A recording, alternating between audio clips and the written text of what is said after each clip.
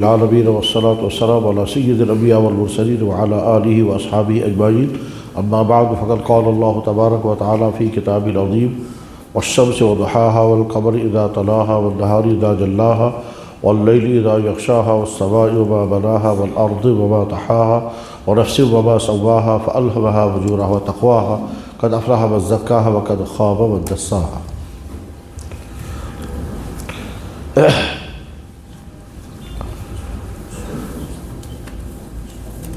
عزیز بھائیوں اور دوستوں، دنیا میں جو چیز جس نے بنائی اس چیز کے بارے میں پوری معلومات اسی کے پاس ہوتی ہے جو اس کا فاؤنڈر ہوتا ہے، جس نے وہ چیز مینوفیکچر کی، جس نے وہ پروڈکٹ تیار کیا، اس کی کوالٹی کو سب سے زیادہ کون جانتا ہے؟ کہ وہی جس نے بنایا۔ دوائی جس کمپنی نے تیار کی وہ خود جانتی ہے کہ اس دوائی کے اندر کیا خوبی ہے، کیا کمی ہے، کیا خرابی ہے۔ کوئی بلڈنگ جس آرکیٹیکٹ اور انجینئر نے بنائی وہ زیادہ جانتا ہے کہ اس بلڈنگ میں نے کیسا مٹیریل استعمال کیا اور یہ بلڈنگ کتنی مضبوط ہے اور اس بلڈنگ پر اور کتنا اوپر چڑھا سکتے ہیں۔ اگر کسی شخص نے کوئی کتاب لکھی تو وہ خود جانتا ہے کہ میں نے اس کتاب میں کیا کیا مواد لکھا ہے۔ یعنی کسی بھی چیز کو جاننے والا سب سے زیادہ وہ ہوگا جس نے وہ چیز بنائی ہے، اور یہ طے ہے، تو کوئی شک نہیں۔ جس ٹیلر نے جو کپڑا تیار کیا وہ جانتا ہے کہ اس کا سائز میں نے کیا رکھا ہے۔ جس لوہار نے لوہا خریدا وہ جانتا ہے کہ اس لوہے سے مجھے کیا بنانا ہے، اور جو بنے گا اس کی کوالٹی کیا ہوگی، کیونکہ اسے معلوم ہے کہ لوہا کس کوالٹی کا ہے۔ جس نجار نے کرسی بنائی، میز بنائی، فرنیچر بنایا، وہ جانتا ہے کہ میں نے کون سا مٹیریل استعمال کیا، کون سی لکڑی استعمال کی، اور یہ لکڑی کتنے عرصے تک کام کرتی ہے۔ جس انجینئر نے کمپیوٹر بنایا وہ جانتا ہے کہ کمپیوٹر کتنا اس کمپیوٹر کیسا کام کر رہا ہے۔ یہ چند مثالیں ذہن میں رکھ کر اب دیکھیے، انسان کو پیدا کرنے والا اللہ ہے، اور اللہ جانتا ہے کہ اس انسان کے اندر میں نے کیا کیا رکھا ہے۔ جب پیدا کرنے والا وہی ہے تو وہ جانتا ہے کہ میں نے اس کے اندر کیا کیا رکھا ہے۔ اللہ تعالیٰ خود کہتے ہیں وَلَقَدْ خَلَقْنَا الْإِنسَانَ، ہم نے انسان کو پیدا کیا، وَنَعْلَمُ مَا تُوَسْوِسُ بِهِ نَفْسُهُ، میں جانتا ہوں اس کے دل کے اندر کیا کیا خیالات آتے ہیں۔ لِلَّهِ مَا فِي السَّمَاوَاتِ وَمَا فِي الْأَرْضِ، اللہ ہی کے قبضے میں آسمان و زمین ہے۔ وَإِن تُبْدُوا مَا فِي أَنفُسِكُمْ وَتُخْفُوهُ يُحَاسِبْكُم بِهِ اللَّهُ، اگر تم کوئی چیز اپنے دل میں چھپاؤ گے تو میں اس کو بھی جانتا ہوں، میں اس کا حساب لے سکتا ہوں۔ اللہ تعالیٰ فرماتے ہیں نَحْنُ خَلَقْنَاكُمْ، میں نے تمہیں پیدا کیا، فَلَوْلَا تُصَدِّقُونَ، تمہیں سمجھ میں کیوں نہیں آتا، تم مانتے کیوں نہیں، تم اعلان کیوں نہیں کرتے، تم تسلیم کیوں نہیں کرتے۔ اور اگر نہیں تو اتنا سنو کہ مرد کی باڈی کے اندر پیدا ہونے والا سیمن وہ میں نے بنایا، پھر اس سیمن کو ٹرانسفر کرنے کا سارا سسٹم میں نے بنایا، اور عورت کے اندر پیدا ہونے والا وہ ایگ وہ بھی میں نے بنایا، پھر ایک جگہ سے دوسری جگہ ٹرانسفر کرنے کا سسٹم بھی میں نے بنایا۔ وہ ٹیوب کیسے کام کرے گا اور بلاک نہیں ہونا چاہیے وہ بھی مجھے معلوم ہے، اور رحم کے اندر کیسا ماحول ہونا چاہیے، کتنا ٹمپریچر ہونا چاہیے وہ بھی مجھے معلوم ہے۔ اس کے بعد جب دونوں نطفے آپس میں مل جاتے ہیں، یعنی مرد کا اور عورت کا نطفہ ملتا ہے، تو پھر کس ترتیب کے ساتھ میں اس کو بناتا ہوں اور آگے چل کر انسان بنتا ہے وہ میں جانتا ہوں۔ ان کو تو فی شک، اگر تمہیں شک ہو تو سوچو کہ میں نے نطفے سے انسان بنایا، اس بیچ میں کتنے سٹیج آئے، اور وہ سارے سٹیج میں ہی جانتا ہوں۔ افرأیتم ما تمنون، تم سوچتے نہیں ہو کہ انسان کے پیدا کرنے میں تمہارا کام صرف اتنا ہے کہ میل اور فیمیل کا آپس میں ملاپ ہوا، بس، اور اس ملاپ کے لیے بھی بہت کچھ چاہیے، وہ سارا میں نے پیدا کیا۔ یہاں تک اس ملاپ میں اگر ٹیسٹ رکھا ہے تو میرے خاص مقصد کے لیے رکھا ہے، وہ ایسے ہی نہیں ہے۔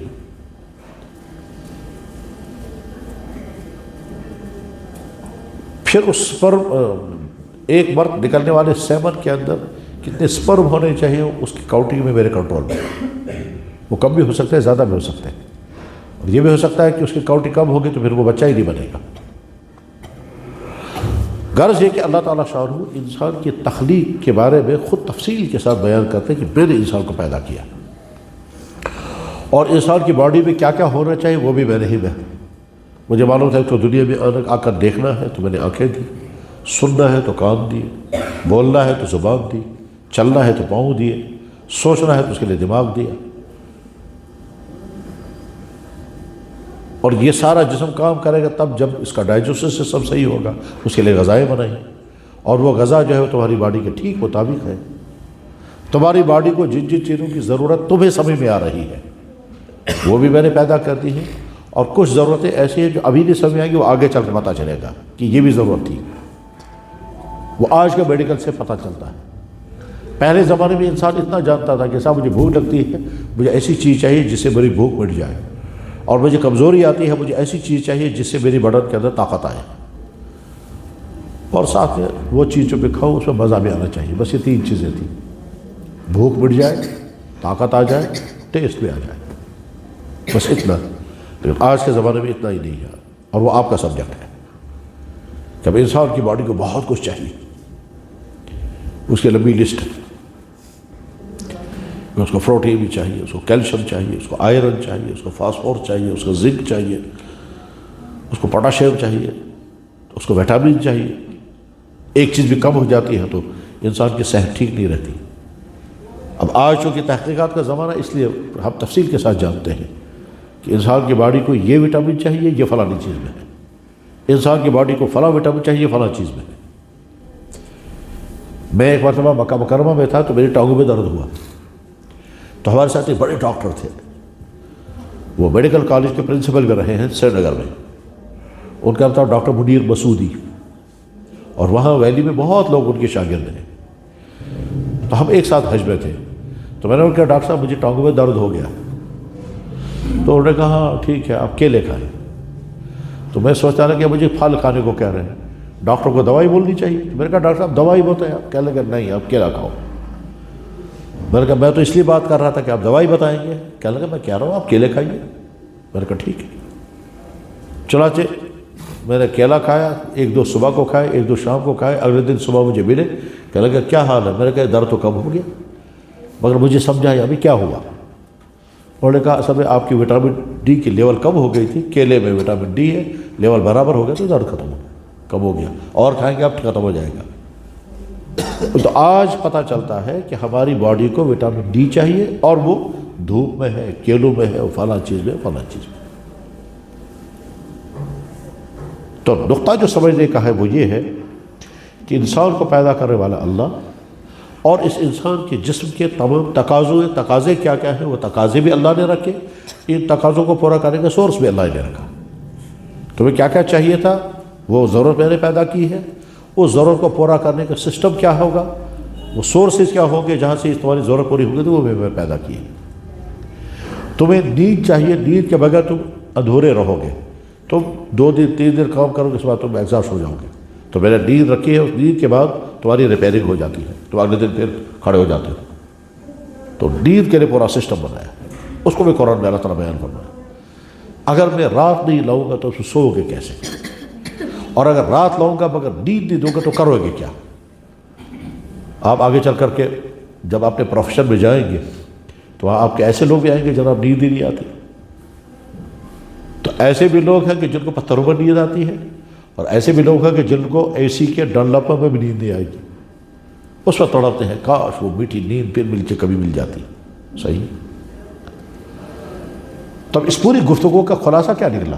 خلاصہ یہ نکلا کہ انسان کو پیدا کیا اللہ نے، اور اللہ جانتے ہیں اس انسان کے اندر کیا کیا رکھا ہے میں نے۔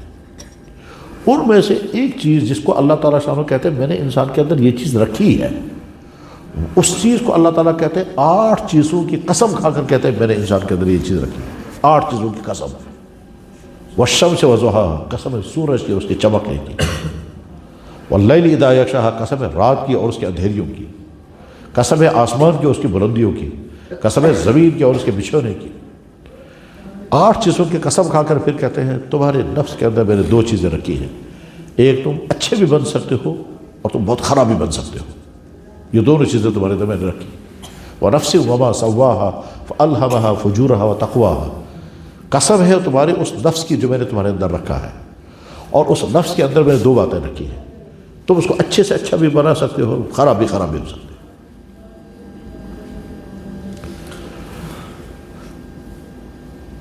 یہاں سے باہر جموں سے آگے وہاں ساؤتھ انڈیا میں ایک ڈاکٹر کے پاس ایک پیشنٹ آیا، وہ بہت ہیلتھی تھا، تو اس ڈاکٹر نے پیشنٹ کو دیکھا تو اس کے بعد اس کی نیت خراب ہو گئی۔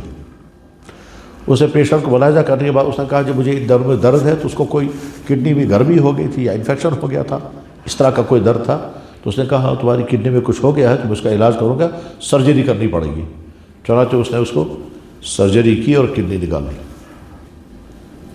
کیوں؟ اس کو کڈنی بیچنی تھی کہیں، اور اس کے بعد اس کو سی وی کر کے اسٹیج وغیرہ لگا کر کے دوائی بھی مفت دے دی، اور ساتھ نے کہا کہ دیکھو میں کوئی فیس تم سے نہیں لوں گا، تم لگتا ہے مجھے غریب آدمی۔ وہ بیچارہ خوش ہو گیا کہ سرجری بھی ہو گئی، دوائیاں بھی مجھے دی، فیس بھی نہیں لی، ٹھیک، مگر اسے کہاں پتا تھا کہ اس نے میرے ساتھ کیا کیا۔ یہ میں نے اخبار میں پڑھا تھا، ہوا تھا ساؤتھ انڈیا میں کہیں۔ اور اس کے مقابلے میں دوسرا ڈاکٹر ہے، وہ کہتا ہے کہ میرا کنسرن یہ ہے کہ میرا پیشنٹ ٹھیک ہو جائے، اور جس دن میں یہ ٹھیک ہو گیا مجھے بڑی خوشی ہوگی کہ میری محنت ٹھکانے لگ گئی۔ انسان کے اندر اللہ نے نفس رکھا ہے، نفس کو اندر اچھا بننے کی صلاحیت بھی ہے اور خراب بننے کی صلاحیت بھی ہے۔ جب یہ اچھا بنے گا تو ہر جگہ یہ اچھا ہی ہوگا، اور جب یہ خراب ہوگا تو ہر جگہ یہ خراب ہی ہوگا۔ وَنَفْسٍ، قسم ہے مجھے انسان کے اندر رکھے جانے والے نفس کی، وَمَا سَوَّاهَا، اور جو کچھ بھی اس میں رکھا ہے، فَأَلْهَمَهَا فُجُورَهَا وَتَقْوَاهَا، میں نے فجور اور تقوی دونوں اس کے اندر رکھے۔ اگر اس کے اندر تقوی ہوگا تو یہ ہر جگہ ویسے ہی ہوگا۔ یہ اپنی آنکھوں کا استعمال غلط نہیں کرے گا کیونکہ وہ جانتا ہے میرا اللہ مجھے دیکھ رہا ہے۔ یہ اپنے کانوں کا غلط استعمال نہیں کرے گا کیونکہ وہ جانتا ہے میرا اللہ مجھے دیکھ رہا ہے۔ وہ اپنے پیسے کا غلط استعمال نہیں کرے گا کیونکہ وہ جانتا ہے میرا اللہ مجھے دیکھ رہا ہے۔ اس کے ہاتھ میں پاور آئے گا، کرسی آئے گی، وہ اس کا غلط استعمال نہیں کرے کیونکہ وہ جانتا ہے میرا اللہ مجھے دیکھ رہا ہے۔ حضرت عمر فاروق رضی اللہ عنہ رات کو بیٹھ کے حساب لکھ رہے تھے، اور فوجوں کی تنخواہیں کتنی گئی کتنی باقی، یہ حساب لکھ رہے تھے۔ اس کے بعد دروازہ باہر سے کسی نے کھٹکھٹایا تو حضرت عمر کو تھوڑا سا غصہ بھی آیا، لیکن ساتھ میں سوچا ہو سکتا ہے کوئی مجبور انسان ہوگا، اس لیے اٹھے، دروازہ کھولا تو وہ حضرت علی تھے۔ آپ نے مجھ سے پوچھا آپ کیوں آئے؟ کہنے لگے ضروری کام ہے۔ حضرت عمر نے پوچھا ذاتی کام ہے یا پبلک کا کام؟ انسان عوام کا کام لے کر آئے یا اپنے کو ذاتی؟ انہوں نے کہا نہیں ذاتی۔ تو فرمایا ٹھیک ہے آ جائیے۔ اندر جا کر پہلے انہوں نے چراغ بجھا دیا اور پھر کہا اب بیٹھے۔ تو حضرت علی نے فرمایا، عرض کیا کہ آپ نے یہ چراغ کیوں بجھایا؟ تو حضرت عمر نے فرمایا یہ چراغ بیت المال کا ہے، یہ گورنمنٹ کا ہے، اور تم ذاتی کام کے لیے آئے ہو تو مجھے ذاتی گفتگو تم سے کرنی ہے، اس کے لیے میں چراغ کیسے جلاؤں گا؟ حضرت علی نے کہا پھر آپ اپنا چراغ جلائیے۔ تو حضرت عمر نے کہا کہ میرے پاس ذاتی چراغ نہیں، اور اس وقت حضرت عمر کی حکومت آدھی دنیا میں چل رہی تھی، نصف ورلڈ حضرت عمر کے کنٹرول میں تھا۔ معلومات کے لیے آپ یاد رکھ سکتے ہیں کہ ہمارے نبی جب دنیا سے گئے ہیں تو 10 لاکھ مربع میل پر اسلامی حکومت تھی، اور جب ہمارے نبی دنیا سے چلے گئے تو پھر صدیق اکبر خلیفہ بنے، تو ان کے زمانے میں اسلامی حکومت 12 لاکھ مربع میل پر بنی۔ پھر حضرت عمر جب دنیا سے رخصت ہوئے ہیں تو اس وقت اسلامی حکومت 27 لاکھ مربع میل بن گئی تھی، یعنی ڈبل سے بھی اوپر۔ آپ اس کو یاد رکھ سکتے ہیں کہ حضرت عمر کے زمانے میں اسلامی حکومت پورا ایران، پورا عراق، پورا سنٹرل ایشیا، آج کا ازبکستان، تاجکستان، یہ سب، اس کے بعد پھر تمام گلف کنٹریز، تمام عرب ممالک، پھر ادھر سے نارتھ افریقہ، مصر، اسکندریہ، مراکش تک۔ اگر آپ نے جغرافیہ پڑھا ہوگا یا میپ سامنے رکھیں گے تو سمجھ سکتے ہیں کہ یہاں سے لے کر یہاں تک حضرت عمر کی حکومت تھی۔ کچھ لوگوں نے کہا ہے کہ جیسے یہاں اس وقت 5 ملک ہیں، نیپال، بنگلہ دیش، انڈیا، پاکستان، اور افغانستان، یہ 5 ملک جتنا بڑا بنتا ہے، اتنا بڑا حضرت عمر کا ایک صوبہ تھا، اور ایسے ایسے 8 صوبے تھے. یہ حضرت عمر کی حکومت تھی. اتنی بڑی حکومت کا حکمران ہے اور اس کے گھر میں چراغ نہیں. تو کیا کمی تھی وہاں؟ جواب میں کوئی کمی نہیں تھی، لیکن وہ کہتے تھے کہ میں اس کا غلط استعمال کیسے کر سکتا ہوں. اللہ یہ فرماتے ہیں کہ میں نے انسان کے اندر نفس رکھا ہے، اور یہ نفس اچھے سے اچھا بھی بن سکتا ہے، خراب بھی خراب بن سکتا ہے. میں نے اس کو اچھا بنانے کی بھی صلاحیت رکھی ہے، اور یہ خراب سے خراب بھی بن سکتا ہے. یہ اچھے راستے پر چلے گا تو بہت اچھا بن جائے گا. اس کے بعد پھر یہ اپنی ہر چیز کا صحیح استعمال کرے گا. اس کے بعد پیسہ ہوگا تو پیسے کا استعمال نہ فضول خرچی بھی کرے گا، نہ عیاشی بھی کرے گا، نہ غلط چیزوں میں کھانے پینے میں کرے گا. اور اگر اس کے پاس کرسی ہوگی تو کرسی کا غلط استعمال نہیں کرے گا. یعنی نیچے آ کر کے ہم یہ کہیں گے اس کے ہاتھ میں موبائل ہوگا تو موبائل کا غلط استعمال نہیں کرے گا. یہ اکیلے میں ہے تو اپنے اکیلے ٹائم کے غلط استعمال نہیں کرے گا. اس وقت اللہ تعالیٰ فرماتا ہے نفسی وما سواہا، قسم ہے مجھے انسان کے اندر پائے جانے والے نفس کی، اور جو میں نے اس میں رکھا ہے. فَأَلْهَمَهَا فُجُورَهَا وَتَقْوَاهَا، پھر فرمایا قَدْ أَفْلَحَ مَنْ زَكَّاهَا، تم صحیح تب بنو گے کہ جب نفس کو ان تمام برائیوں سے بچاؤ. جب ہم کہیں گے کہ انسان بہت اچھا ہے تو اس کے معنی یہ ہے کہ اس کی نفسانیت کنٹرول میں آ گئی ہے. اور جب ہم کہیں گے بہت خراب ہے تو اس کے معنی ہے کہ وہ خود نفسانیت کے کنٹرول میں ہے. یعنی سمجھئے ہم اور ہمارا نفس ایسے ہے جیسے ایک سوار ہے اور گھوڑا ہے. اگر کسی آدمی نے اپنے آپ کو گھوڑے کے تابع کر دیا تو جدھر گھوڑا دوڑے گا اس پر وہ چلتا رہے گا. تو یہ نہیں معلوم کہاں سے گڈھے میں گرے گا. اور اگر کسی آدمی نے گھوڑے کو اپنے کنٹرول میں رکھا ہے تو یہ علامت اس بات کی ہے کہ اسے اپنے نفس کنٹرول میں رکھا ہے، جدھر چاہے گا ادھر چلائے گا.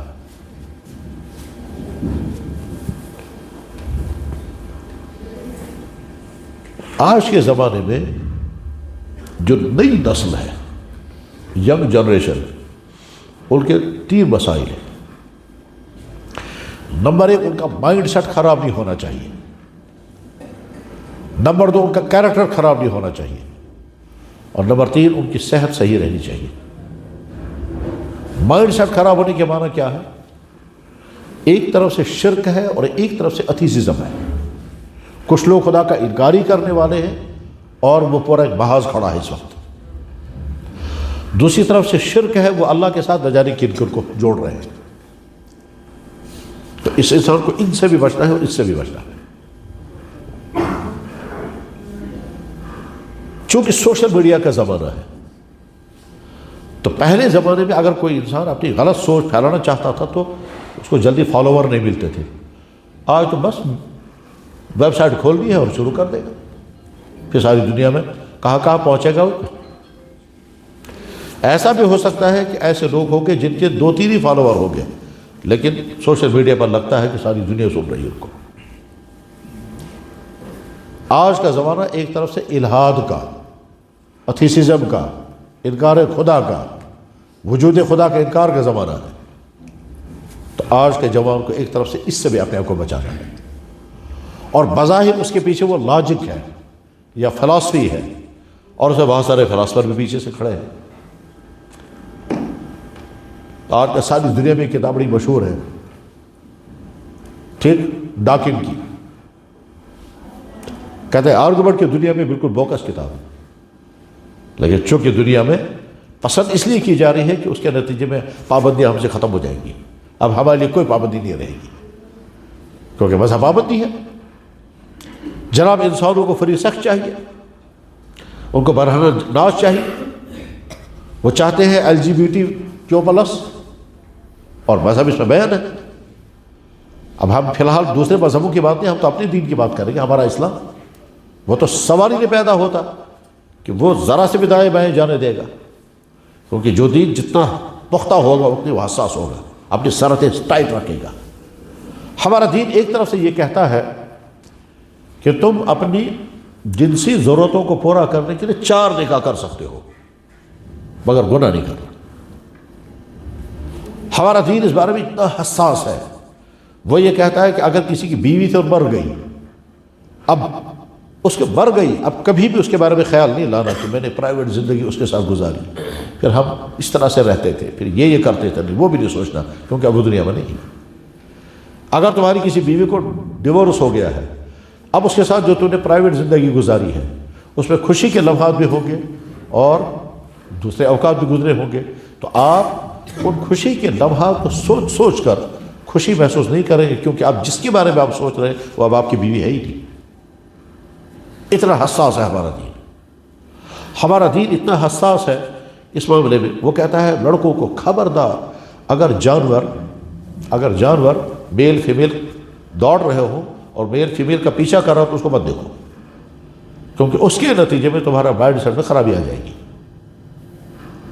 اس بارے میں ہمارا دین بہت زیادہ حساس ہے، کیونکہ وہ چاہتا ہے کہ انسان کا کیریکٹر بالکل صاف شفاف رہے، اتنا صاف شفاف۔ اللہ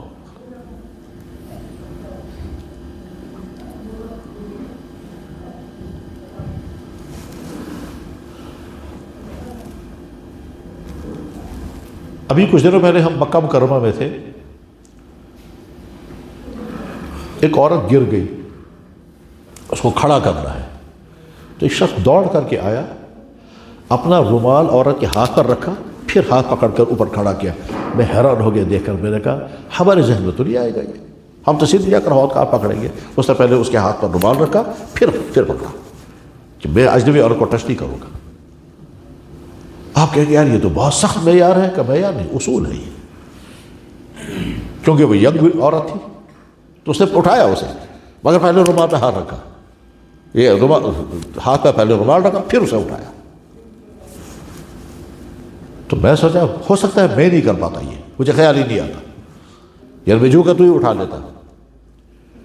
تو ہمارا دین اس سلسلے میں بہت زیادہ حساس ہے، وہ یہ چاہتا ہے ایک طرف سے آپ کی ضرورت فل انداز میں پوری ہو، مگر غلط نہیں، ایک طرف سے آپ کا دل بالکل صاف، ایک طرف سے ہماری نگاہیں بالکل صاف، ہمارا ذرا سے بھی رجحان کسی اور کی طرف نہ جائے، اور جہاں ضرورت ہے اس ضرورت کو پورا کرنے کے لیے آپ جلد سے جلد نکاح کریں۔ پھر عورت کو حکم دیا گیا کہ ہر وقت اپنے شوہر کی ضرورت پورا کرنے کے لیے ریڈی رہے، ان کو کہا گیا کہ جب چاہیں آپ اپنی ضرورت پوری کرو، اور ایک سے نہیں تب 2 کرو، 3 کرو، 4 تک کر سکتے ہو، مگر گناہ نہیں کرنا۔ ایک طرف سے ہمارا دین پابندیاں لگاتا ہے، دوسری طرف سے کھلا راستہ دیتا ہے تاکہ انسان جرم نہ کرے۔ یہ آج کا زمانہ ہے انسانوں کا دور، کیا کہتے ہیں کہ صاحب آپ دوسرا نکاح نہیں کر سکتے، ہاں چاہے 10 جگہ غلط تعلقات رہے اس میں کوئی اعتراض نہیں، دوسرا نکاح نہیں کر سکتے۔ یہ انسانوں کا حال ہے۔ ابھی ایک اسٹیٹ میں قانون بنا ہے کہ اگر ہمارا ملازم دوسرا نکاح کرے گا تو یہ کرائم میں آئے گا، اور اگر کسی کے ساتھ ریلیشن ہو وداؤٹ میرج اس میں کوئی حرج نہیں، وہ الاؤ ہے، اسٹیٹ قانون بنا رہا ہے۔ انسانوں کا قانون یہی۔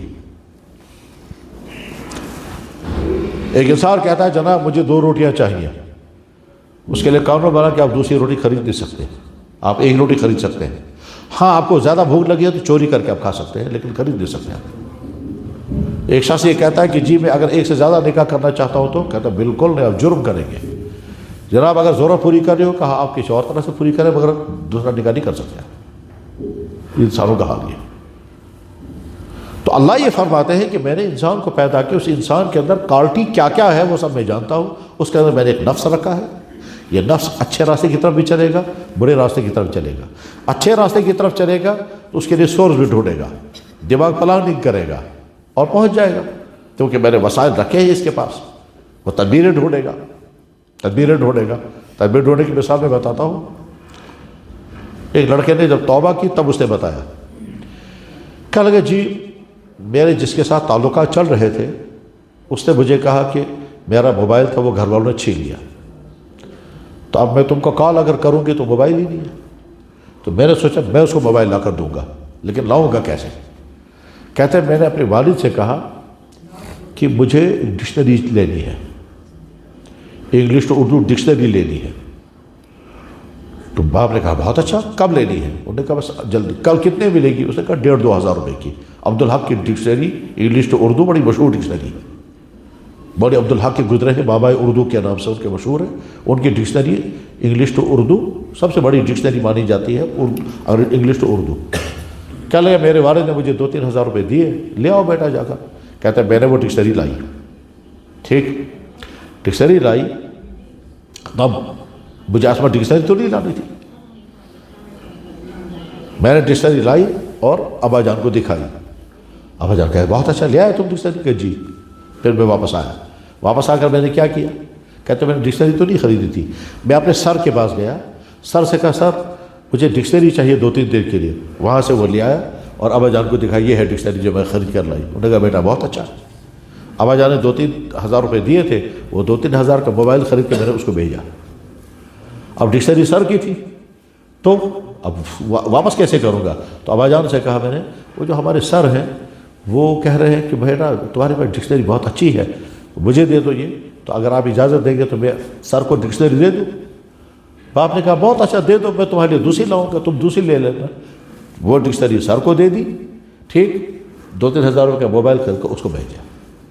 کیسے چگڑم کیا اس نے اپنے باپ کے ساتھ. کیا کرنا ہے؟ جس کے ساتھ بات کرنی ہے اس کو باپ موبائل پہنچانا. یہ تب ہے کہ جب نوکیا کا موبائل چلتا تھا. اب آج تو اسمارٹ فون چل رہا ہے. پہلے جب آیا تھا تو وہ چھوٹا سا نوکیا کا موبائل آپ کو ہو سکتا ہے یاد ہوگا. یعنی میں سمجھانا یہ چاہتا ہوں کہ انسان کا نفس انسان کو کیسے غلط طریقے سے سکھاتا ہے جب انسان غلط راستے پر چلتا ہے، اور جب انسان کا نفس صحیح ہوتا ہے تو وہ کیسے کیا کیا تدبیریں کرتا ہے.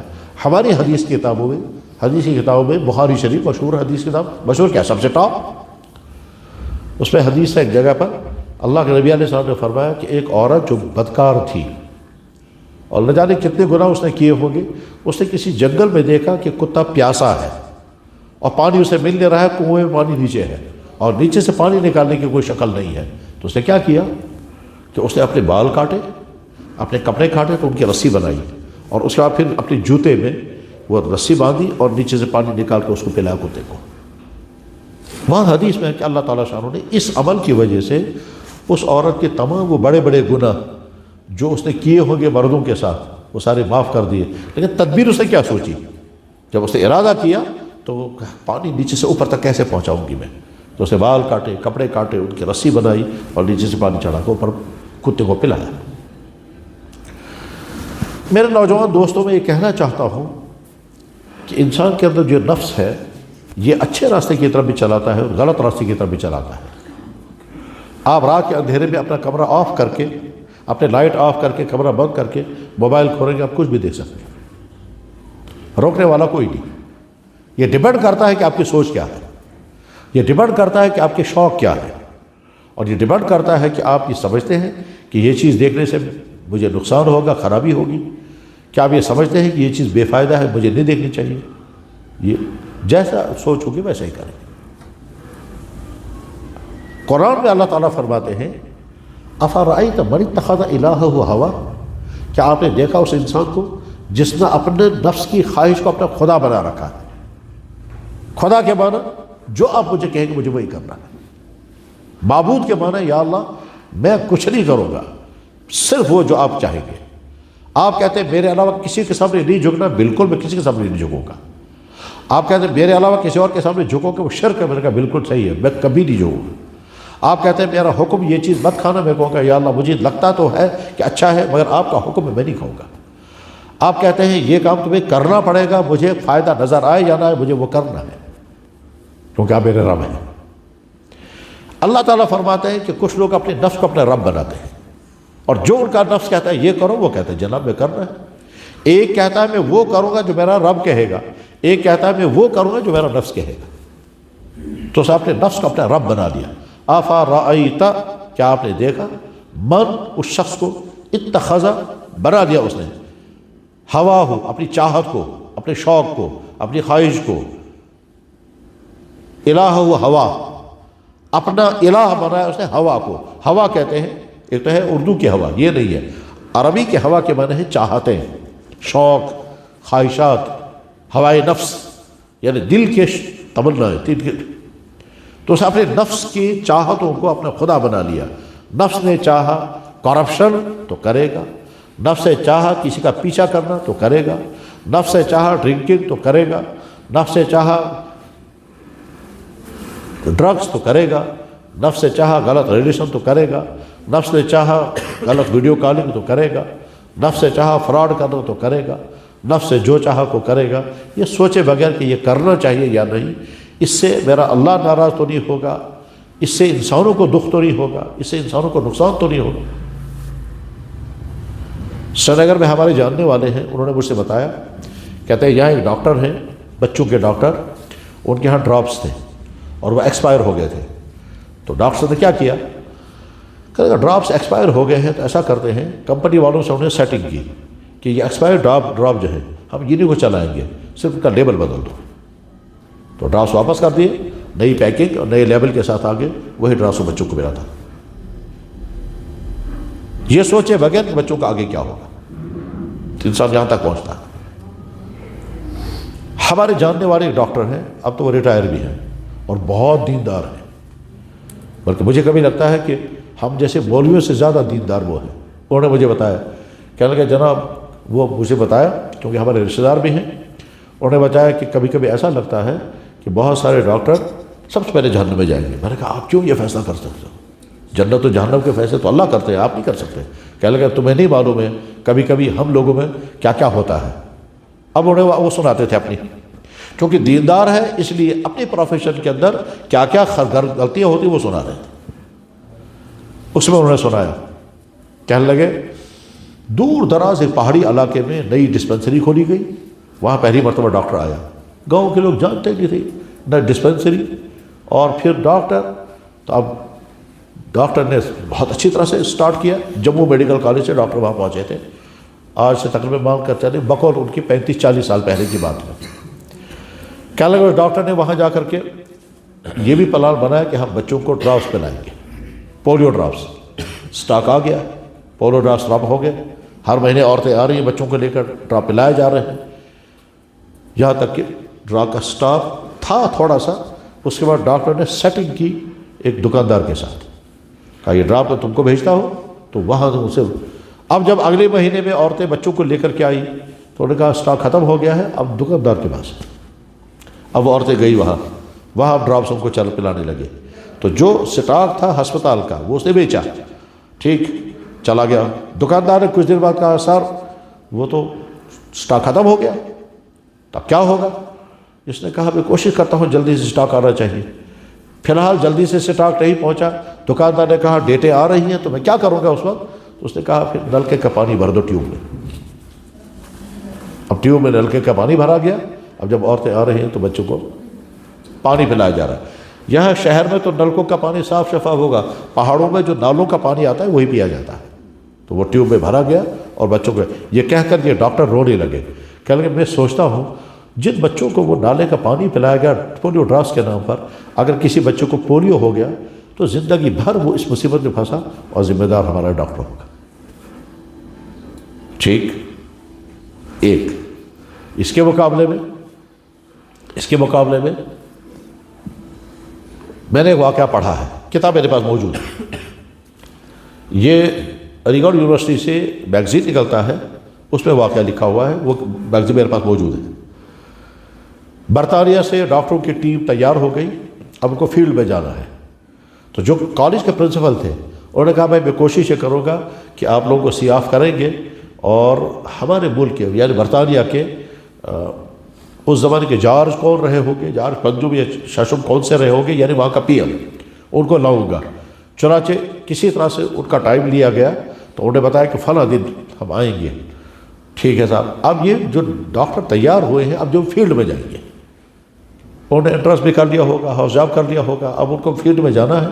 تو اس پرنسپل صاحب نے ان لڑکوں سے کہا کہ دیکھو اب آپ اس کالج سے رخصت ہو رہے ہو، میں زیادہ نصیحتیں تم کو نہ کروں گا نہیں، ان کا ٹائم بہت لمٹ ہے، تو میں تمہیں ایک بات سناتا ہوں، اور وہ یہ کہ جب میں نیا ڈاکٹر بنا تھا، جب میں ڈاکٹر بنا تھا تو ابھی میں نے پوری طرح سے پریکٹس شروع بھی نہیں کی تھی، تو ایک دن رات کے 2 بجے باہر کسی نے آواز دی، میں اٹھا، جو لکھتا ہے کہ لندن کی سردیوں کی راتیں تھی، برف گر رہی تھی، میں نے سوچا کون اٹھے گا سردی میں، پھر مجھے خیال آیا میں ایک ڈاکٹر اور زندگی بھر مجھے پیشنٹوں کے لیے ہر وقت تیار رہنا ہے، یا مجھے اس پروفیشن میں آنا ہی نہیں تھا، اب میں آ گیا ہوں تو مجھے اپنا رویہ بدلنا ہوگا۔ کہنے لگا میں اٹھا، دروازہ کھولا تو ایک بڑھیا عورت تھی باہر، وہ کپ کپا رہی تھی اور کہہ رہی تھی سردی کی وجہ سے کہ میرا بیٹا بیمار ہے، میں نے سنا تم ڈاکٹر ہو، تم وہاں تک آؤ۔ میں نے کہا ہاں ٹھیک ہے میں آؤں گا۔ کہنے لگے میں اس کے ساتھ چلا، اس میں لکھا جملے میں، لندن کی گلیوں میں برف کے اندر سے میں گزرتا رہا، چلتا رہا، یہاں تک کہ باہر کسی گاؤں میں پہنچا۔ میں نے دیکھا اس کا بیٹا جو ہے وہ جوان بیٹا ہے، مگر وہ بخار میں کپ کپ آ رہا ہے۔ اب میں نے اس کو اس وقت کیا کیا کیا ہوگا وہ تو آپ لوگوں کو معلوم ہوگا، ڈاکٹر نے اس وقت کیا کیا کیا اسے۔ تو کہتا ہے آدھ پون گھنٹے میں اس کو تھوڑا سا آرام ہو گیا، اس کو پسینہ آ گیا، تو تھوڑا آرام ہو گیا، تو پھر میں بیٹھا، اور پھر جب میں چلنے لگا تو بڑھیا نے مجھے ایک لفافہ دیا، اس میں پیسہ، اور دوسرا لفافہ دیا، اس میں کچھ گفٹ۔ تو میں نے کہا نہیں مجھے نہیں یہ لینے ہیں، میں تو ایک ڈاکٹر ہوں اور یہ میرا کام ہے۔ اس بڑھیا نے کہا نہیں دیکھو تم راہ پہ آئے ہو اور میری طرف سے یہ ضرور لے لو۔ میں نے کہا نہیں میں نہیں لوں گا، اور میں آتا رہوں گا تب تک جب تک تمہارا بچہ ٹھیک نہیں ہوگا۔ یہ کہہ کر کہ وہ ان تمام نئے ڈاکٹروں سے کہہ رہا ہے کہ بس آپ کی زندگی کا مشن یہی ہونا چاہیے، آپ کا مشن پیشنٹ کا ٹھیک ہونا، یہ مشن ہونا چاہیے، نہ کہ کچھ اور۔ یہ کہا اس نے اور بیٹھ گیا۔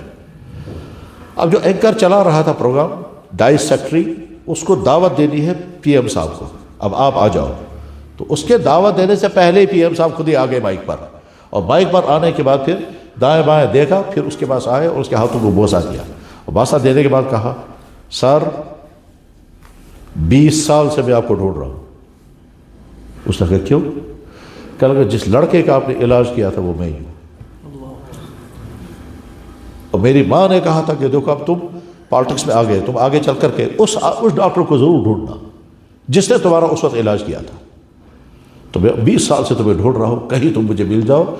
تو آج آپ مل گئے سر، اب آج کے بعد آپ میڈیکل کالج کے پرنسپل نہیں، اب آپ کو ہیلتھ منسٹر بنائیں گے یا میڈیکل کا کچھ اور۔ نے کہا مجھے کچھ نہیں بننا، میں یہاں ٹھیک ہوں، میں یہ بچے تیار کر رہا ہوں، قوم کے لیے سرمایہ یہی بن رہا ہے، مجھے وہاں منسٹری نہیں چلانی ہے، مجھے یہاں یہ کرنا ہے۔ یہ بھی ایک انسان ہے اور وہ بھی ایک انسان ہے۔ انسان کا نفس اگر صحیح ہو گیا تو بس اب یہ انسان انسانوں کے لیے رحمت ہے، اور اگر انسان کا نفس بگڑ گیا تو یہ انسان کی شکل میں نہ جانے کیا ہوگا۔ میں نے ابھی تھوڑی دیر پہلے مثال بتائی کہ ڈاکٹر نے دوسری کی کڈنی نکالی، وہ بھی انسان ہے، وہ بھی انسان ہے۔ اور آپ کو بتاؤں، نام تو نہیں دوں گا، اسی ہاسپٹل میں جس میں یہ واقعہ ہوا، اسی ہاسپٹل میں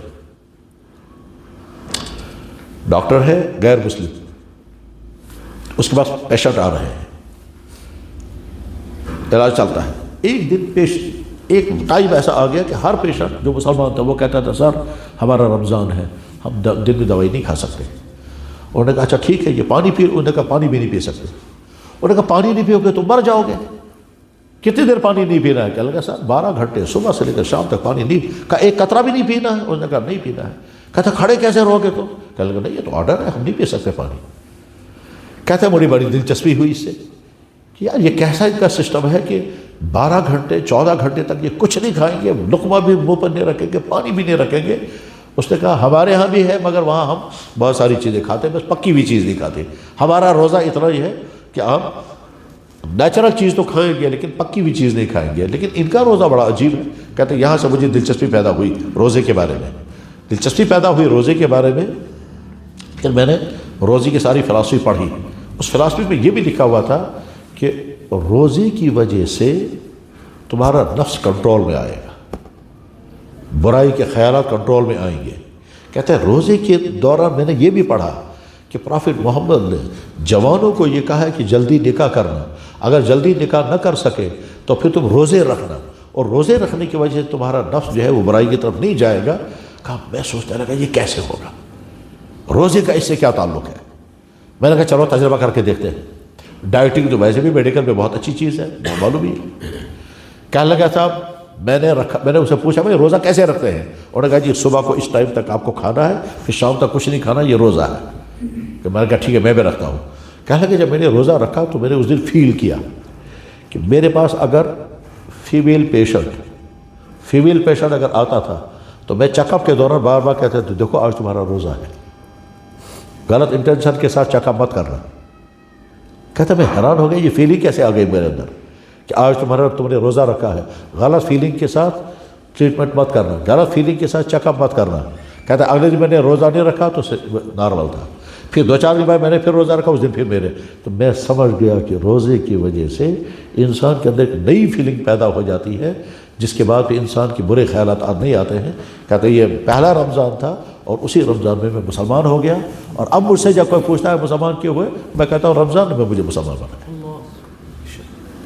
کتاب میرے پاس موجود ہے جس میں یہ لکھا ہوا ہے۔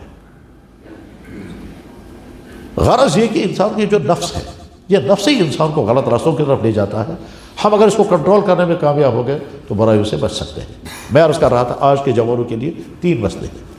نمبر 1، ان کا مائنڈ سیٹ بچ جائے۔ کیا مطلب؟ ہم مسلمان ہیں، مسلمان گھر میں پیدا ہوئے ہیں، ہمارا عقیدہ یہ ہے کہ کائنات کو خالق و مالک ایک اللہ ہے، وہ وحدہ لا شریک ہے، اس کے سامنے ساری کائنات بے بس ہے، وہ کسی کا محتاج نہیں، وہ ان چیزوں کا بھی محتاج نہیں ہے جن چیزوں کی ضرورت انسانوں کو ہے۔ انسانوں کے اندر کچھ چیزیں ہیں ضرورت، کچھ ہے انسانوں کے اندر کمیاں۔ کھانا پینا ہماری ضرورت ہے، یہ عیب نہیں ہے۔ نیند ہماری ضرورت ہے، یہ عیب نہیں ہے۔ اللہ ان سے بھی پاک ہے۔ اور جو کمیاں ہمارے اندر ہیں وہ کمیاں ہیں، اللہ ان کمیوں سے بھی پاک ہے جو انسانوں کے اندر ہیں۔ اللہ ان ضرورتوں سے بھی پاک ہے جو انسانوں کے اندر ہے۔ وہ اللہ نہ وہ کھاتا ہے، نہ وہ پیتا ہے، نہ وہ سوتا ہے، نہ وہ تھکتا ہے، نہ کسی ڈرتا ہے، نہ اس کو کوئی پوچھنے والا ہے، نہ اس کا نظام کو۔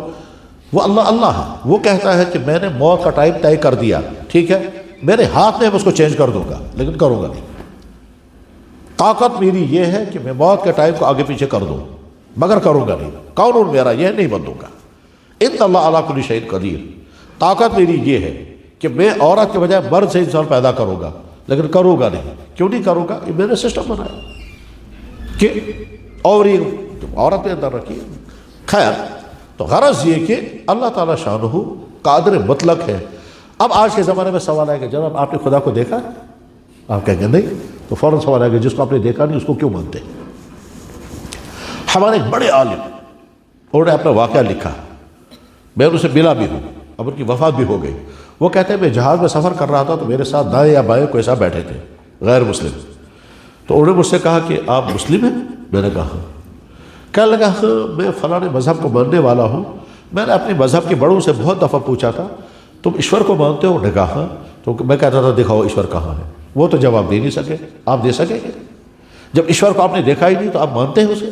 تو انہوں نے کہا بھائی ایشور کو تو میں بتا نہیں سکتا، میں تو کہوں گا اللہ کو ہم مانتے ہیں اور دیکھا نہیں ہے۔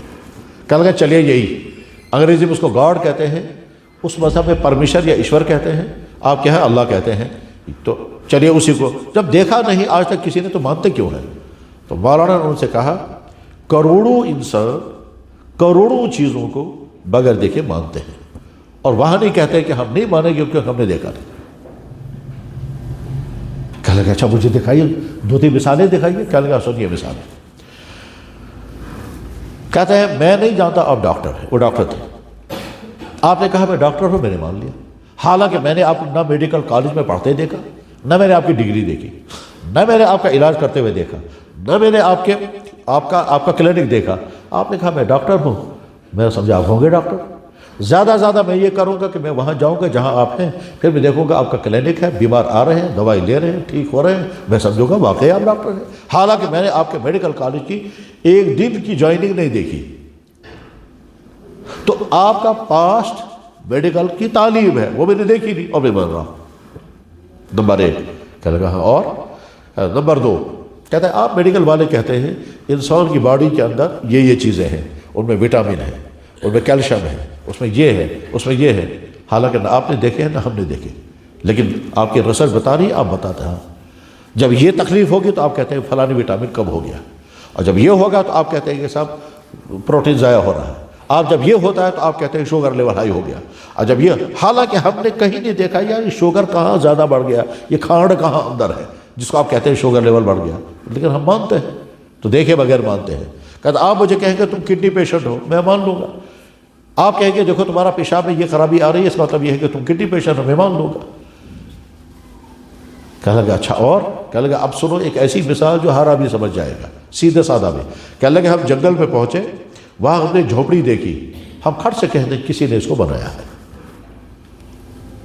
کھٹ سے ہم کہیں گے کسی نے اس کو بنایا ہے، حالانکہ اس بنانے والے کو ہم نے بالکل نہیں دیکھا، کیونکہ عقل کہتی ہے یہ کھڑی ہو ہی نہیں سکتی۔ ایک قدم اور آگے دیکھو، کیا لگا اسی جنگل میں ہم پہنچے، جھاڑی کے اندر ہم نے ایک بال دیکھا، اس کا کلر بھی ہے، وہ پیسوں سے بنایا گیا ہے۔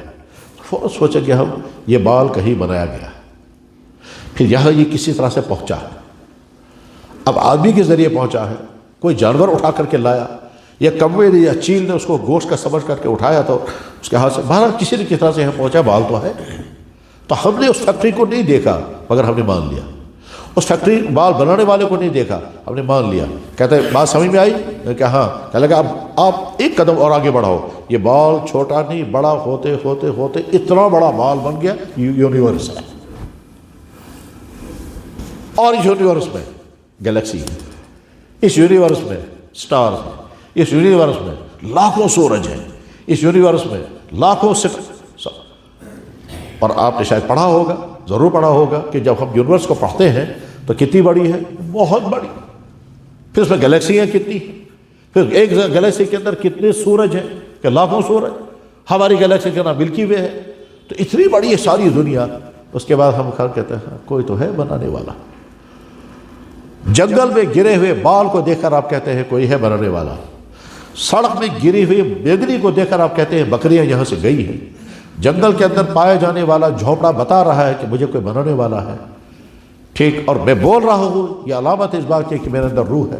یہ ساری چیزیں بغیر دیکھے آپ مان رہے ہیں، صحیح ہے نا؟ مگر آپ نے تو نہیں کہا مجھے پہلے دکھاؤ، اور صاحب نے کہا یہ ہوا ہے، نظر کہیں نہیں آتی مگر ہے، اور ہاں ہے اس لیے کیونکہ ہم سانس لے رہے ہیں، اور ہوا کے اندر آکسیجن ہے، ہم بھی مانتے ہیں، کیوں ہم سانس لے رہے ہیں، ہم ٹھیک ہیں۔ اگر ہوا کے اندر صرف کاربن ڈائی آکسائڈ ہوگا تو ہم زندہ ہی نہیں رہیں گے۔ یہ تو ساری چیزیں ہم بغیر دیکھے مانگ رہے ہیں۔ میں واپس آتا ہوں موضوع پر کہ بہت بڑا خطرہ آج کے نوجوانوں کا کیا ہے، ایتھیسزم کا ہے، خدا کی ذات کے بارے میں۔ آپ کو کتنا تعجب ہوگا جب ایک سید لڑکا یہ کہتا ہے، سید، ایک طرف سے فخر ہے میں سید ہوں، اور آپ جانتے ہوں گے کہ سید اس دنیا میں سب سے اونچا خاندان ہے۔ سید کیسے اونچا خاندان ہے؟ حضرت ابراہیم علیہ السلام کے یہاں سے نسل چلی، ابراہیم، اسماعیل، اسی نسل میں جناب رسول اکرم صلی اللہ علیہ وسلم پیدا ہوئے، اور جناب رسول اکرم صلی اللہ علیہ وسلم کی نسل جب آگے چلی ہے تو حضرت حسن، حسین، اور ہوتے ہوتے پھر قیامت تک کے لیے۔ اگرچہ اسلام میں معیار خاندان نہیں ہے، اسلام میں معیار ہے آپ کا تقویٰ۔ اگر ایک آدمی سید ہے مگر کردار صحیح نہیں، اور دوسرا آدمی شیڈول کاسٹ، بھنگی، ہماری زبان میں کشمیری کہتے ہیں شیخ، دون ور شیخ، سڑک سے اٹھنے والا، اور اگر وہ کردار والا ہے تو ہم کہیں گے یہ اعلیٰ درجے کا ہے، یہ کم درجے کا ہے۔ امام بخاری عرب کے نہیں، واجبی ہے، مگر ساری دنیا کا امام ہے اپنی فیلڈ میں، عربوں کو بھی جھکنا پڑتا ہے اس کے ساتھ، حالانکہ وہ اجمی ہے، وہ عربی نہیں ہے۔ امام ابو حنیفہ عربی نہیں، اجمی ہے، آدھی دنیا کو فالو کر رہی ہے قانون کی دنیا میں۔ تو غرض یہ کہ ہمارے یہاں معیار جو ہے وہ تقویٰ ہے۔ لیکن بہرحال اللہ کے نبی علیہ السلام کا خاندان اس دنیا کا سب سے مقدس خاندان ہے، اس میں کوئی شک نہیں ہے۔ اس مقدس خاندان کا نام آدمی استعمال کر رہا ہے خاندانیت دکھانے کے لیے، لیکن ساتھ میں کہتا ہے جس خدا کو ہم نے دیکھا ہے اس کو ہم کیوں مانیں گے؟ میرے بھائیوں، بس پہلی بات، آپ حضرات جس زندگی کے جس سٹیج پر اس وقت ہیں، ایک تو اس خطرے سے اپنے آپ کو بچائیں، اس میں کنفیوژن آ سکتے ہیں کہیں سے بھی۔ آپ تھیوریاں پڑھیں گے، تھیوری کی وجہ سے کہیں پہنچ جائیں گے۔ ڈارون کی تھیوری پڑھائی جا رہی ہے تو پڑھتے ہیں، ٹھیک، اس میں ڈارون کی تھیوری میں کہتے ہیں صاحب ڈارون بگ بینگ سے پہلے کائنات ایگزسٹ ہی نہیں کرتی تھی، خدا اس سے پہلے اگر تھا تو نہ اسپیس تھا نہ ٹائم تھا، تو زمان و مکان کے بغیر کیسے ہو سکتا ہے؟ تو جواب میں زمان و مکان مخلوقات کے لیے چاہیے، خالق زمان و مکان کا محتاج نہیں ہے۔ جس نے کمپیوٹر بنایا وہ کمپیوٹر کے اندر تھوڑا ہی ہے، جس نے کائنات بنائی وہ کائنات کے اندر نہیں، وہ کائنات سے باہر ہے۔ تو خیر، ایک نقطہ جو میں سمجھانا چاہ رہا ہوں، ایتھیسزم اور الحاد سے اپنے آپ کو بچائیں۔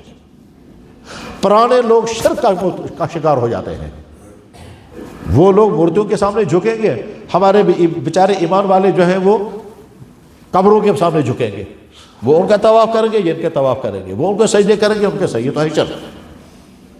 لیکن جو نئی تعلیم کے سے جڑے ہوئے لوگ ہیں وہ اگر شرک نہیں کریں گے، اس کا خطرہ ہے الحاد کا، اس سے اپنے آپ کو بچائیں۔ اس میں یہ بھی ہو سکتا ہے کہ آپ کو حضور کی ذات کے بارے میں بدظن کیا گیا، یا کوئی ایسی چیز آپ کے سامنے آ گئی کہ آپ کے دل میں شک پیدا ہو گیا یار ایسا کیا. میں مثال بتاتا ہوں. میں ایک ایئرپورٹ پر تھا, وہاں ہمارے جاننے والے اتفاق سے وہاں تھے, وہ ملنے کے لیے آئے تو بہت ہی پریشانی کے عالم میں کہتے ہیں صاحب میں بہت ہی زیادہ کنفیوز ہوں. میں نے کہا کیا ہوا؟ کہنے لگے یار میں نے سنا ہے کہ ہمارے نبی نے 8-9 سال کی لڑکی کے ساتھ شادی کی تھی, کیا ہوا ہے؟ تو میں نے کہا کیوں, آپ کیوں اتنا پریشان؟ کہنے لگے تو عجیب بات ہے, ہمارے نبی کی عمر 50 سال سے زیادہ تھی, اور ادھر سے حضرت عائشہ کہتے ہیں ان کی عمر 7-8 سال یا 9-10 سال تھی. اتنی چھوٹی عمر کی لڑکی کے ساتھ شادی کیوں ہو گئی؟ میں تو کنفیوز ہوں, اور مجھے تو بار بار خیال آ رہا ہے نبی نے اگر یہ کیا ہے تو غلط کیا ہے. ادھر سے میرا جی نہیں چاہتا میں یہ کہوں گا نبی نے غلط کیا, تو میں کیا کروں گا؟ تو میں نے کہا میں پہلے بورڈنگ کارڈ لیتا ہوں جہاں جانا تھا, اس کے بعد آپ سے بات کروں گا, اور انشاءاللہ امید ہے کہ ہم 10 منٹ پہ ٹھیک ہو جائیں گے. اب وہ میں بیٹھ کے الگ لے کر کے ان کو, میں جاننے والوں میں ہے, آج بھی ہیں, سری نگر کے ہیں, آج کل شاید بنگلور میں ہے یا چنئی میں ہے.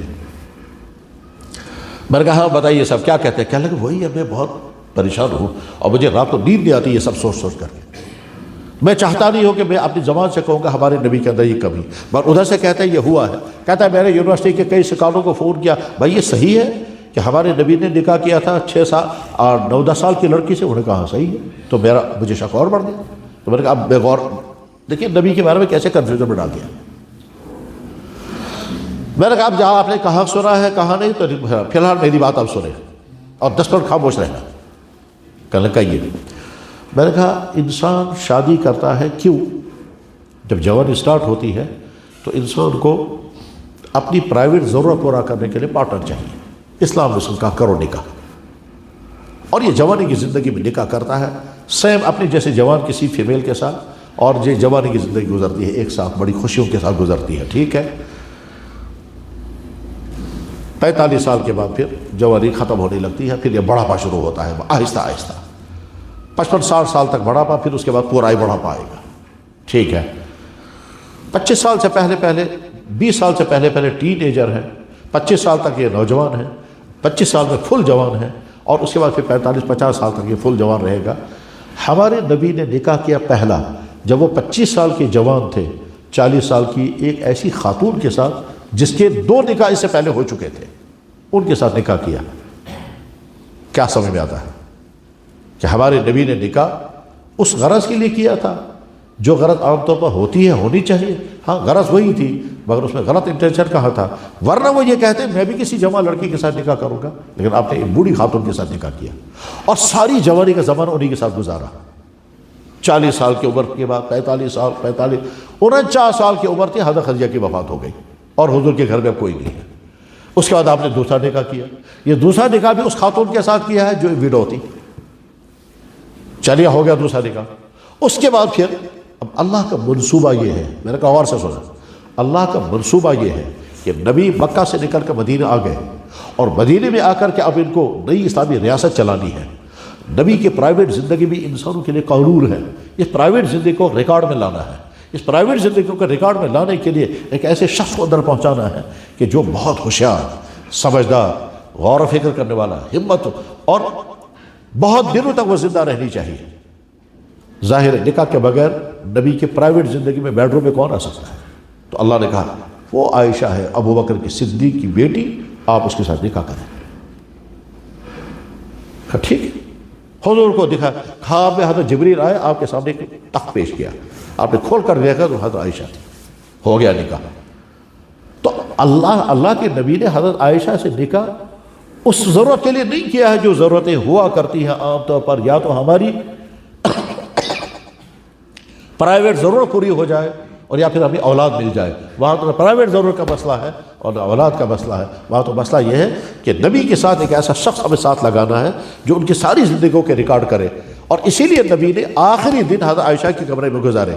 اللہ کے نبی کے آخری دن کیسے گزرے ہیں, امام بخاری نے اس کو پورا چپٹر اور اکثر حدیث حضرت عائشہ کی ہے کہ حضور کے آخری دن اس طرح گزرے, صبح یہ ہوا, شام یہ ہوا, یہاں تک کہ حضرت عائشہ کہتی میری گود میں حضور نے اپنی جان دی, میرے سینے کے ساتھ لگے ہوئے تھے, اور حضور دنیا سے رخصت ہو گئے ہیں. پھر 48 سال اس کے بعد زندہ رہی.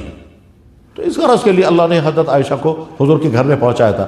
آگے صحابہ کرام میں کسی مسئلے میں دو رائے ہو جائیں گی, فیصلہ کون سنائے گا ان کو کیونکہ نبی کی پرائیویٹ زندگی کا پتہ نہیں ہوگا تو حضرت عائشہ کا فیصلہ سناتی تھی. اب لوگوں کو فلاں مسئلے میں دو رائے ہو گئی ہے، میں حضور کے ساتھ رات کے اندھیری میں ہوا کرتی تھی، اس مسئلے کا فیصلہ یہ ہے. اس غرض کے لیے حضرت عائشہ کو حضور کے گھر میں لایا گیا، نہ کہ وہ ضرورت جو عام طور پر انسانوں کی ہوتی ہے. یہ کہتا ہے میرا دماغ کھل گیا. میرے کہنے کا منشا میرے بھائیوں یہ ہے، اللہ کی ذات کے بارے میں، اللہ کے نبی کی ذات کے بارے میں، قرآن کے بارے میں، آخرت کے بارے میں کنفیوژن کہیں آ جائے تو اپنی ایمان کو خراب نہیں کرنا، کنفیوژن کو دور کرنے کا حل ڈھونڈنا، مگر اپنے ایمان کو بچانا. آپ کے سامنے کنفیوژن آ گیا، آپ کمنٹس کریں پھر کسی سے پوچھیں نہیں، آپ کہیے عقیدہ میرا وہی ہے جو ہے، البتہ یہ جو کنفیوژن ہے اس کنفیوژن کو دور کرنے کے لیے میں ریسرچ کروں گا، کسی پڑھنے والے سے جان. تو ایک چپٹر تو یہ. دوسرا چپٹر جو آپ کا زندگی کا ہے وہ یہ کہ جوانی میں بگڑنے کے بہت خطرات ہوتے ہیں. لیکن اس بات کے کہنے سے پہلے میں ایک بات اور کہنا چاہوں گا، اور بہت دل کی درد مندی کے ساتھ کہنا چاہوں گا، اور امید رکھوں گا کہ آپ دل کی گہرائیوں سے سنیں گے. آپ جب غور کریں گے کہ اللہ نے آپ کے ساتھ کیا معاملہ کیا، تو جواب غور کرتے کرتے آپ پہنچیں گے اس نتیجے پر کہ اللہ نے تو ہمارے ساتھ صرف مہربانیاں کی. کیسے؟ ایک تو ہماری ایمان عطا کیا، الحمدللہ.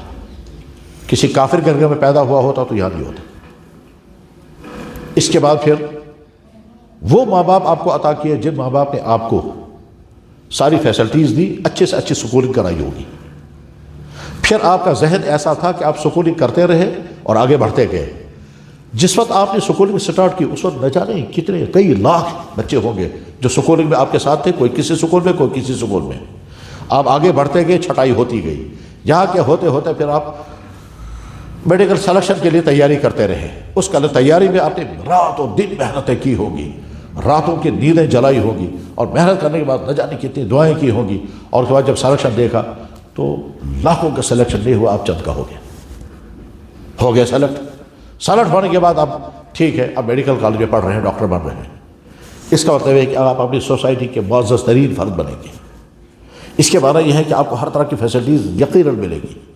تو اب اگر اللہ تعالیٰ کہیں کہ میں نے تمہیں ایمان بھی دیا، جسم بھی دیا، اندھا نہیں بنایا، بہرا نہیں بنایا، گونگا نہیں بنایا، پاگل نہیں بنایا، ٹھیک ہے، ذہانت عطا کی، تعلیم عطا کی، اچھے ماں باپ عطا کیے جنہوں نے تمہیں پڑھایا دکھایا، یہاں تک کہ تم کراس کرتے گئے، پڑھتے گئے، آگے بڑھتے گئے، یہاں تک کہ یہاں پہنچے، اور اگلی زندگی تمہاری بڑی معزز زندگی گزرنے والی ہے. اب کون سی چیز تمہاری باقی رہی میرے پاس جس کے بارے میں تم گلا کرو گے یا اللہ آپ نے یہ مجھے کیوں نہیں دیا؟ کیا چیز ہے باقی؟ آپ کہیں کہ ہاں یار سب کچھ دیا اللہ نے، ہم گلا نہیں کر سکتے. اس کے بعد اللہ کہتے ہیں اب میں یہ چاہتا ہوں کہ تم اپنی زندگی کو میرے ناراضگی والے کاموں سے دور رکھو. تمہارا جی چاہے گا ہم وہ چیز پیئیں گے، وہ چیز کھائیں گے، اور میں ناراض ہوں گا، تو آپ سوچنا کہ جس اللہ نے ہمارے ساتھ اتنی رحمتوں کا معاملہ کیا اس کو میں ناراض نہیں کر سکتا اپنے نفس کے لیے. تمہارا جی چاہے گا فلانے کے ساتھ ریلیشن ہے، تم کہہ رہا کہ نہیں، جس اللہ نے ہمارے ساتھ یہ محبت کا معاملہ کیا ہے ہم اس کو ناراض نہیں کر سکتے، کیونکہ ہمارا جی چاہتا ہے فلاں کا میں پیچھا کروں. تمہارا جی چاہے گا کہ تم راتوں کو گندے ویڈیو دیکھو، تم اپنے آپ کو سمجھانا جس اللہ نے مجھے یہ آنکھیں دی ہے اور جس اللہ نے یہ سب سوچ، میں اس کو ناراض نہیں کر سکتا کیونکہ اس سے وہ ناراض ہو رہا ہے. تو میری راضی اور ناراضی ہونے کی تو فکر کرنا، مجھے ناراض مت کرنا، کیونکہ میں نے تمہارے ساتھ بڑی شفقتوں محبتوں کا معاملہ کیا ہے. دنیا میں کتنے انسان وہ ہیں جو ایمان سے محروم، کتنے انسان وہ ہیں جو سڑکوں پر ہیں، کتنے انسان وہ ہیں جو اب نارمل ہیں، کتنے انسان وہ ہیں جو بیکاری ہے، کتنے انسان ہیں جو مینٹل ہاسپٹلوں میں ہیں، کتنے انسان کتنے. میں ایک دفعہ دلی ایئرپورٹ میں نے دیکھا ایک بچہ، اس کے دونوں ٹانگوں پر پولیو، اس کے دونوں ہاتھوں پر پولیو، اس کے گردن پر بھی پولیو. تو میں جب اس کو دیکھا بچے کو تو اتفاق کی بات، آپ نے تو بہت دفعہ دیکھا ہوگا، میرے لیے اتفاق تھا وہ. اتفاق کی بات، آپ نے ایک بڑا مشہور آج کے زمانے کا سائنٹسٹ جو ملحد بھی تھا اور وہ معذور تھا، وہ گزر چکا ہے. ذہن میں آ گیا کون؟ ذہن میں آ گیا کون؟ Stephen Hawking. ٹھیک ہے نا، مجھے ایک دم وہ خیال ہے یار ایسا ہی تھا وہ بھی بچپن میں، کیونکہ اتفاق سے میں نے کچھ دنوں پہلے دیکھا تھا وہ. ٹھیک، میں نے کہا یار ایسا ہی تھا وہ بھی بچپن میں. اور کس قدر ذہین انسان تھا وہ، آگے چل کر وہ کہاں پہنچ گیا ہمیں اس سے بحث نہیں ہے، لیکن کس قدر ذہین انسان، قابل انسان تھا، ایک معذور انسان، اور کیا کر رہا ہے، معذور ہی تھا وہ، اور مکمل معذور تھا، حرکت بھی نہیں کر سکتا تھا، لکھنے کی بات بھی نہیں ہے. تو ایسا میں نے بچہ دیکھا، اور اس کا باپ جو ہے وہ اٹھایا ہوا تھا بالکل ایسے ٹانگیں اس کے لٹک رہی تھی. تو میں نے کہا یا اللہ یہ میں ہو سکتا تھا میں بھی ایسا ہی ہوتا. تو اللہ نے ہمارے ساتھ رحم ہی رحم کا معاملہ کیا، محبت ہی محبت کا معاملہ کیا.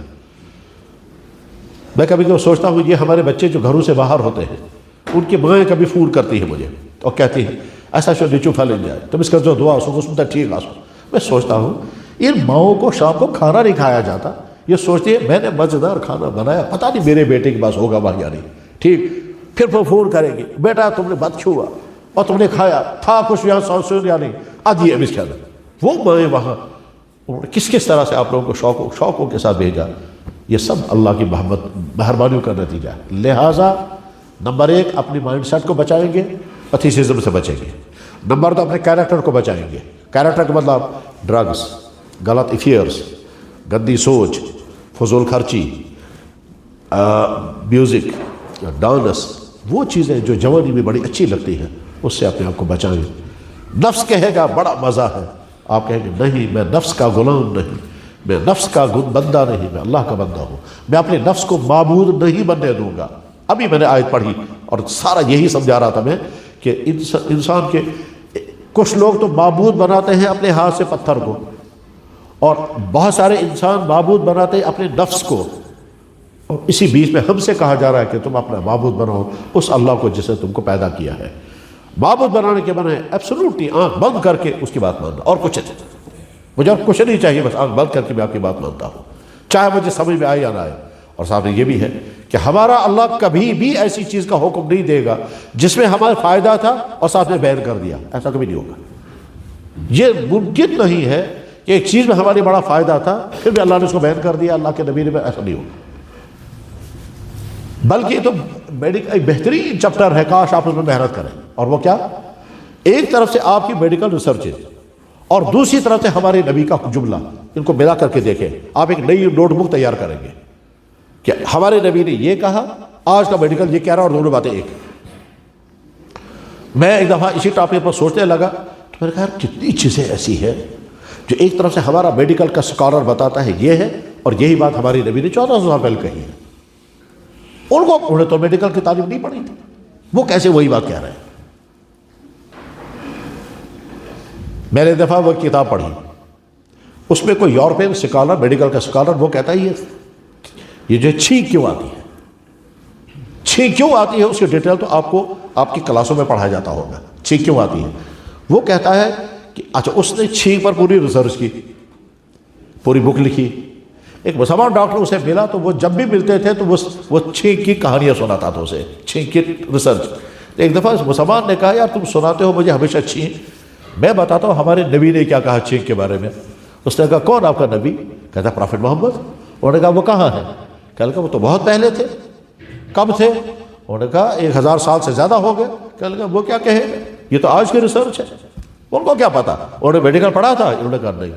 وہاں کا میڈیکل کالج تھا؟ انہوں نے کہا کوئی نہیں. کوئی بک ان کے پاس تھی؟ انہوں نے کہا کوئی نہیں. کہا وہ کیا کہہ سکتا ہے چھینک کے بارے میں؟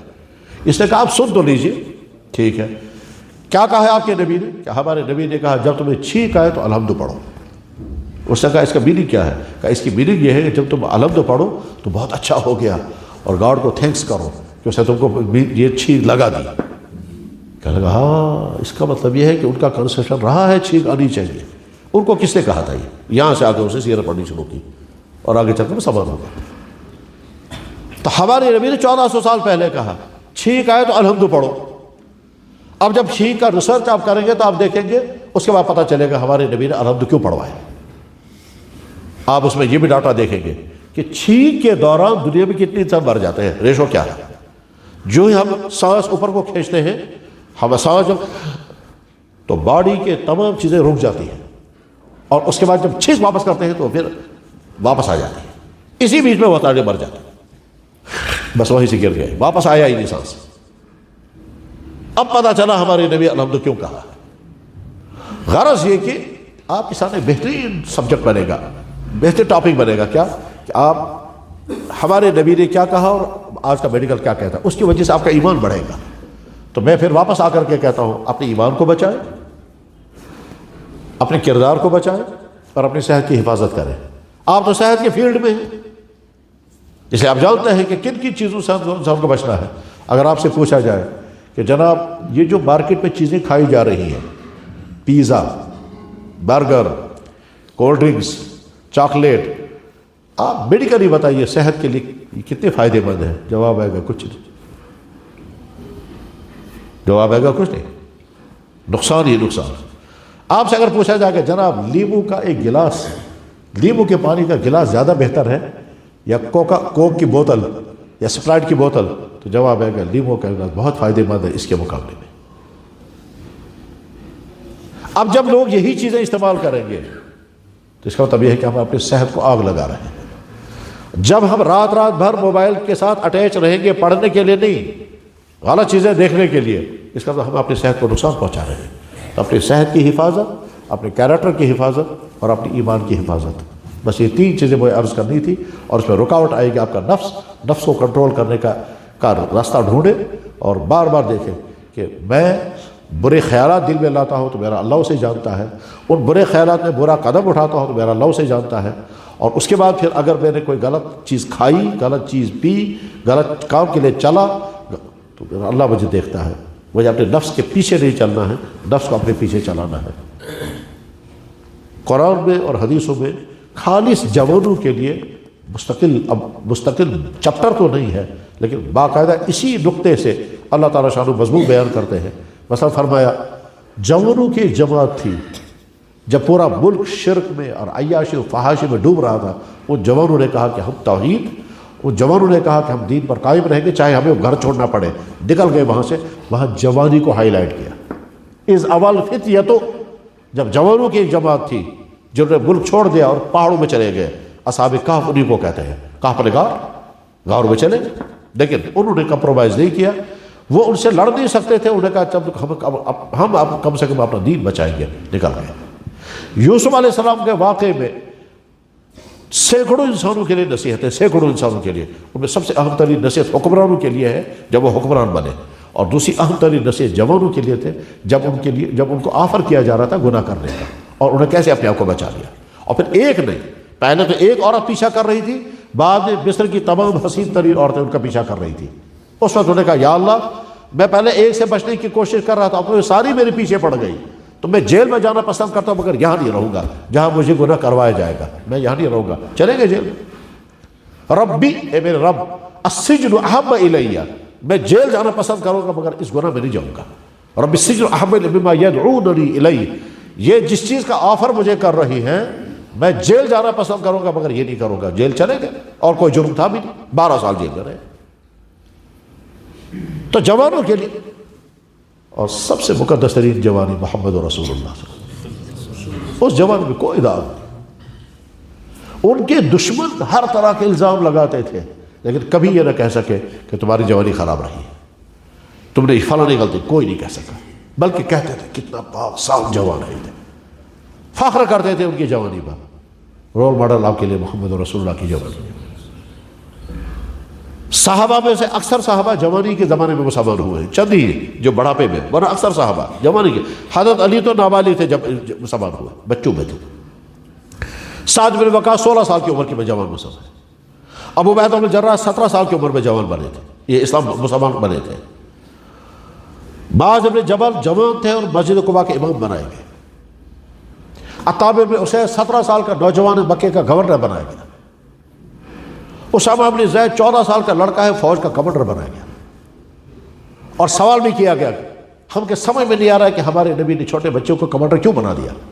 حضور نے سنا اور آپ مسجد میں آئے اور کہا میں نے اسامہ کو کمانڈر بنایا ہے، لوگوں کو سوالات پیدا ہو رہے ہیں، چمگوئیاں ہو رہی ہیں، اچھی طرح سے سنو۔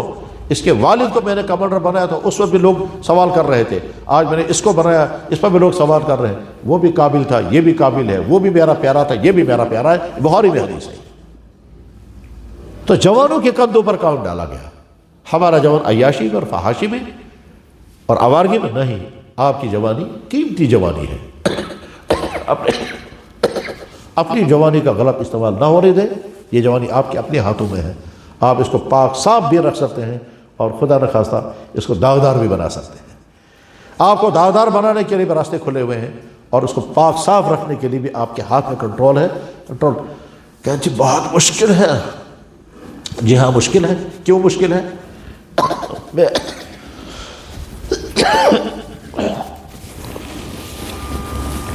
میں نے ایک دفعہ چند لڑکوں سے کہا، میں نے کہا خدا نہ خواستہ آپ کے میادے میں تکلیف ہو گئی، اب ڈاکٹر کے پاس گئے، اسے چیک اپ کرایا، اس کے بعد ڈاکٹر نے کہا میادے میں السر ہو گیا ہے اور اگر کنٹرول نہیں کرو گے تو یہ کینسر بن جائے گا۔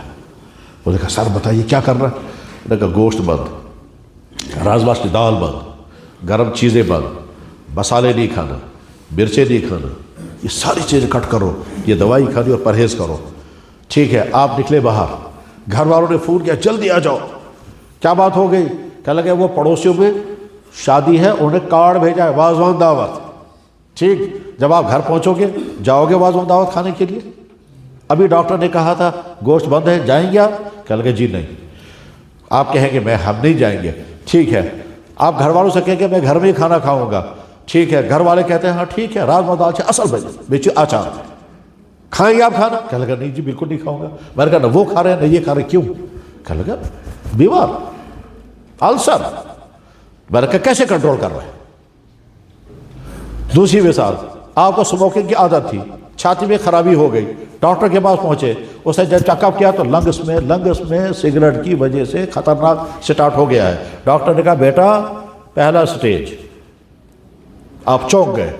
کہنے لگا اگر پرہیز کرو گے ٹھیک ہو جاؤ گے، اور اگر پرہیز نہیں کرو گے تو کل کو دوسرا سٹیج، تیسرا سٹیج تو چھٹی۔ انہوں نے کہا اچھا۔ آپ نکلے باہر، دوست نے فون کیا میڈ ان امریکہ نئی سگریٹ آئی ہے، جلدی آ جاؤ، پئیں گے آپ جا کر کے؟ بالکل نہیں۔ کیسے انسان کنٹرول کر رہا ہے؟ انسان کے اندر اللہ نے پاور رکھا ہے کنٹرول کرنے کا، بس اس پاور کو استعمال کرنا ہے۔ جب اس پاور کا آپ استعمال کریں گے تو آپ بڑی سے بڑی برائی کو چھوڑنے میں تیار ہو جائیں۔ اور وہ پاور کیا ہے؟ ہر وقت میرا اللہ مجھے دیکھ رہا ہے، میں اپنے اللہ سے چھپ نہیں سکتا۔ بس میں واقعہ سنا کے بعد ختم کرتا ہوں، نہیں واقعہ میں حدیث سناتا ہوں پہلے۔ بخاری میں حدیث ہے، اللہ کے نبی نے فرمایا 7 آدمی قیامت کے دن عرش کے سائے کے نیچے ہوں گے، عرش کے سائے کے نیچے ہوں گے۔ ان میں سے تیسرا آدمی،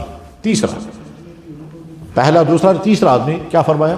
ایسا انسان جس کو کسی عورت نے گناہ کا آفر کیا اور اس نے کہا میں اللہ سے ڈرتا ہوں میں نہیں کر سکتا یہ آدمی قیامت کے دن اللہ کے سائے کے نیچے ہوگا۔ کیسے لڑا وہ اپنے نفس کے ساتھ؟ نفس کہہ رہا ہوگا یا کوئی دیکھنے والا نہیں، آفر وہیں سے ہے، پریشانی کیا ہے تمہیں کر سکتے ہو، لیکن انہوں نے کہا نہیں میں نہیں کر سکتا، تو یہ آدمی قیامت کے دن عرش کے سائے کے نیچے ہوگا۔ حضرت عمر بن خطاب رضی اللہ عنہ راستے میں چل رہے تھے، شاید ٹائم ہو گیا ہوگا، حضرت عمر بن خطاب رضی اللہ تعالیٰ عنہ چیک کرتے تھے کبھی لوگوں کو، کیونکہ امیر المومنین تھے، تو جنگل سے گزر رہے تھے، چرواہا بکریاں چرا رہا تھا، تو حضرت عمر ان سے پوچھا، وہ نہیں جانتا تھا کہ امیر المومنین ہے۔ حضرت عمر ان سے کہا بھائی صاحب میں سفر میں ہوں، بھوکا ہوں، کھانے پینے کا میرا انتظام نہیں ہے، تو کسی بکری کا دودھ نکال کر دے دو۔ انہوں نے کہا بکریاں تھوڑی میری ہیں، مالک مدینہ میں ہے، تو میں اس کی اجازت کے بغیر دودھ کیسے آپ کو پلا سکتا ہوں؟ حضرت عمر نے کہا ٹھیک ہے ایک کام کرتے ہیں، ایک بکری آپ مجھے بیچ دو، میں آپ کو پیسہ دوں گا، آپ کو پیسہ ملے گا، مجھے بکری ملے گی، میں اپنی بکری کا دودھ پیوں گا، تم کو پیسہ ملے گا۔ اب بعد میں مالک جب پوچھے گا نا بکری کہاں گئی، تم کہنا بھیڑیا کھا گیا، بھیڑیا تو کھاتا رہتا ہے بکریاں۔